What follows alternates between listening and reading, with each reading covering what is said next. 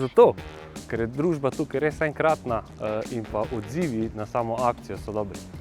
Predvsem to se nam zdi tisto bistveno, zato ker ljudje prihajajo nazaj z vedno večjimi željami oziroma vedno bolj zahtevni in pa tudi od nas odhajajo potem zadovoljni. Kaj še hočemo lepšega? V akciji Ponovno na izpitno vožnjo mi je zabavno sodelovati, predvsem zaradi tega, ker na en zabaven, human način nekdo spet sliši, kako je v prometu lahko varen ali pa tudi nevaren. Vsaka vožnja z temi vozniki, izkušenimi vozniki je po svoje zabavna.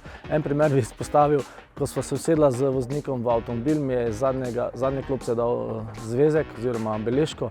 Nekaj vprašanj imam za vas. Te vprašanj se je nabralo za 3 strani in sva med vožnjo debatirali tudi o raznih njegovih vprašanjih.